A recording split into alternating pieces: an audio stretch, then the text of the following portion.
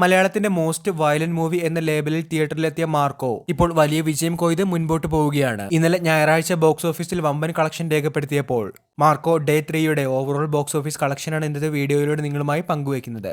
വീഡിയോയിലേക്ക് കടക്കും മുൻപ് ഇതുപോലുള്ള ഏറ്റവും പുതിയ സിനിമാ ന്യൂസുകൾക്കായി ചാനൽ ഇപ്പോൾ തന്നെ മറക്കാതെ സബ്സ്ക്രൈബ് ചെയ്തു വെച്ചേക്കുക. ഉണ്ണിമുകുന്ദൻ കേന്ദ്ര കഥാപാത്രമായി എത്തിയ മാർക്കോ ഗംഭീരാഭിപ്രായവുമായി തിയേറ്ററിൽ വിജയകരമായി പ്രദർശനം തുടരുകയാണ്. ക്രിസ്മസ് മാർക്കോയ്ക്ക് സ്വന്തമെന്നാണ് പ്രേക്ഷകരുടെ വിലയിരുത്തൽ.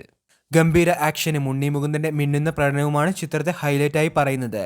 അതേസമയം കൊറിയൻ പടങ്ങളിൽ കാണുന്നതിനേക്കാൾ ശക്തമായ മാരകമായ വയലൻസാണ് ചിത്രത്തിലുള്ളതെന്നാണ് പലരും പറയുന്നത്. ക്യൂബ്സ് എന്റർടൈൻമെന്റ്സ്, ഉണ്ണിമുകുന്ദൻ ഫിലിംസ് എന്നീ ബാനറുകളിൽ ഷെരീഫ് മുഹമ്മദാണ് ചിത്രം നിർമ്മിച്ചിരിക്കുന്നത്. വലിയ ഹൈപ്പോടെ എത്തിയ ചിത്രം മികച്ച കളക്ഷനാണ് 4ാം ദിനത്തിലേക്ക് എത്തുമ്പോൾ ആഗോളതലത്തിൽ സ്വന്തമാക്കിയിരിക്കുന്നത്.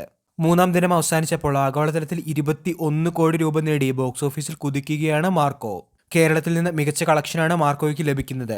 4ാം ദിനത്തിലേക്ക് എത്തിയപ്പോൾ കേരളത്തിൽ നിന്ന് മാത്രം 14.35 കോടി രൂപയാണ് ഇപ്പോൾ മാർക്കോ സ്വന്തമാക്കിയിരിക്കുന്നത്. 4ാം ദിനത്തിലേക്ക് എത്തുമ്പോൾ കേരളത്തിൽ നിന്ന് മാത്രം 14.35 കോടി രൂപയാണ് മാർക്കോയുടെ ബോക്സ് ഓഫീസ് കളക്ഷൻ.